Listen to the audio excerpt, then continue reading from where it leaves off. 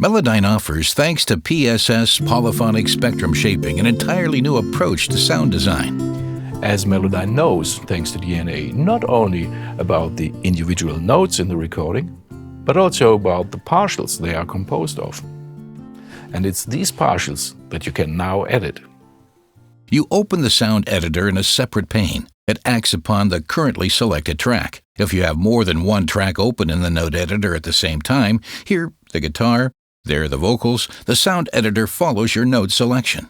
The sound editor is based on an analysis of the harmonic spectrum. The melodic and polyphonic algorithms provide it with the information it needs. The other algorithms do not, which is why the sound editor is grayed out for sounds using the percussive or universal algorithms. So take, for example, a vocal track.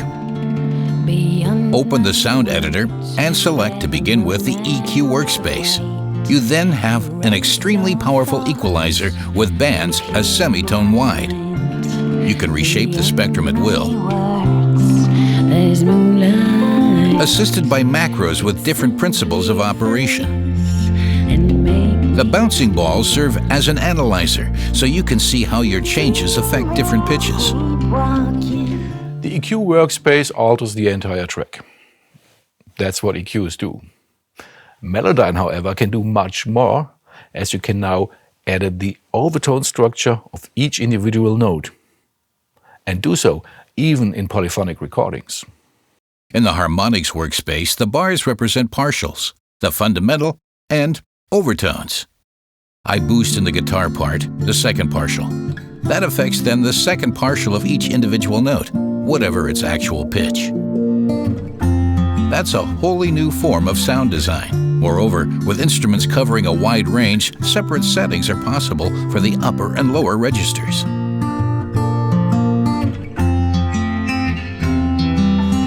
In practice, you'll probably edit in both the EQ and the Harmonics workspaces. Their effect on the overall sound is cumulative. That's why you edit all 4 bar graphs much the same way, resizing one or multiple bars, controlling all bars remotely with the 4 macro sliders, and shifting the formant spectrum globally, or within a specific range. 2 further controls in the sound editor work independently of the Harmonics workspace, and they have a comprehensive effect on the overall sound without moving any bars. First, it's the emphasis slider. This emphasizes the extent to which each note's timbre differs from the average timbre of the track. By doing so, it makes the peculiar character of each note more pronounced. The instrument becomes more present, more solo-like. Or the reverse, its peculiarities are toned down. The playing seems more subdued, more like an accompaniment. A dynamic slider governs level variations within the note. With it, you can reveal details, such as how piano strings vibrate in sympathy when the sustain pedal is held down.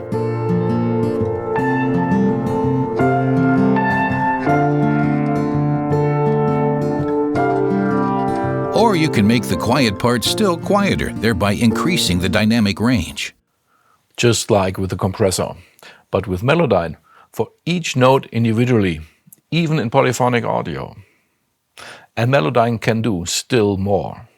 In the synthesizer area of the sound editor, you have 3 envelopes per note, one for the amplitude, an envelope for formants,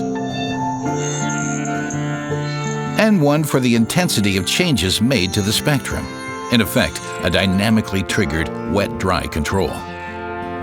And here, at the bottom, you can morph continuously from the original sound to a synthesized version.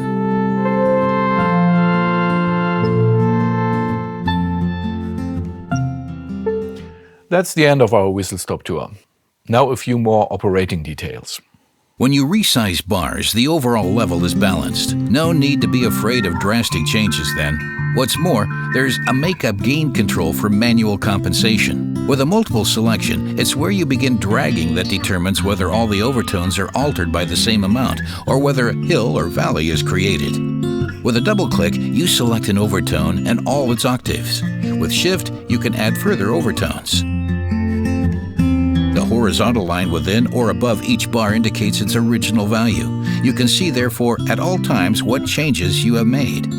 The bar to the left of the fundamental plays a special role. Sound components can reside there too, generally room resonances that you might wish to reduce. If you have made different adjustments to different tracks, one so, other perhaps so, and then wish to edit both tracks together, the sound editor reflects the average value of both tracks. Any changes you make now, of course, affect both tracks. You can check out the precise impact on either track individually at any time. Now to the individual macros. First, harmonics, high and low. Brilliance affects the upper partials more than the lower ones. This makes the sound brighter or duller, the vocals here for example. Contour of the spectrum is defined as the variations from partial to partial.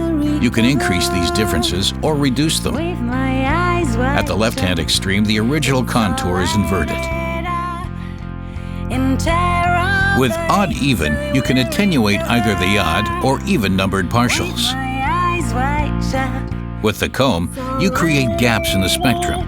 Here, you determine the width of the thinned-out areas, and you can shift the resulting comb pattern horizontally. Now to the EQ's macros. The first two work as with other spectra. The third slider, however, not only attenuates every other band, but also all frequencies foreign to the tonality of the song. To the left, it's the other way around. The comb slider thins out the harmonic spectrum in a sequence determined by the circle of fifths. The first notes eliminated are those furthest from the tonic. At the rightmost extreme, only it and its octaves remain.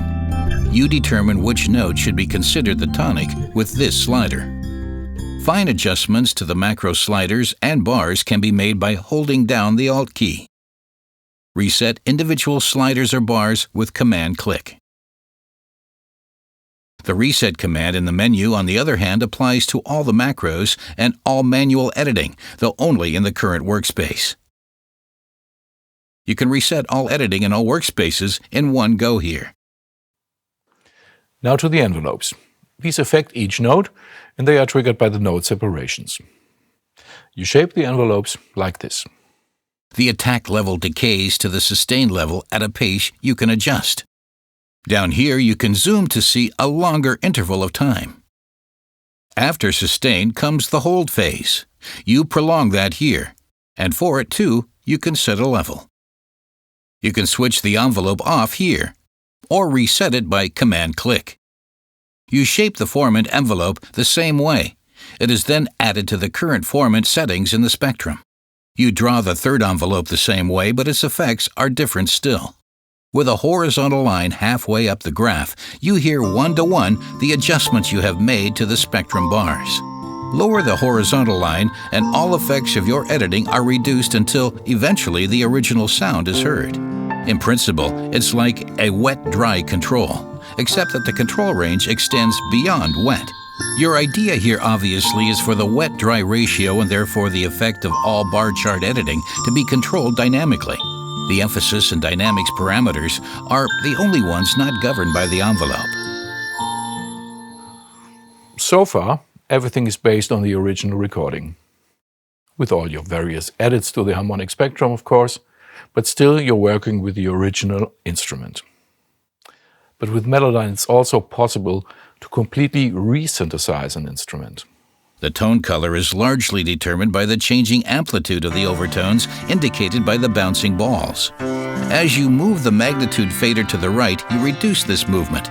At the rightmost point, the levels are static, as with the oscillators of a synth. With the second resynthesis control, you can bring the phase angle between the overtones into sync. Now nothing remains of the original sound, and you can give it a totally new character using the bars, macros, and envelopes. With the sound editor, you can implement a concrete sound design idea, or just go where the mood takes you. Want to do something radical with the guitar sound? Try making haphazard changes to the sound spectrum. A fresh experience guaranteed every time, just like a random generator. Once there, you make more deliberate changes.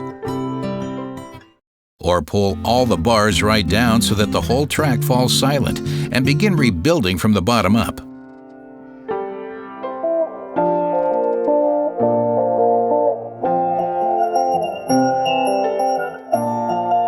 Or you can use as the starting point of your sound design the spectrum of another sound. Here, I open the piano, copy its harmonic spectrum, go back to the guitar, paste, and I have a totally new point of departure from which I can then naturally explore further.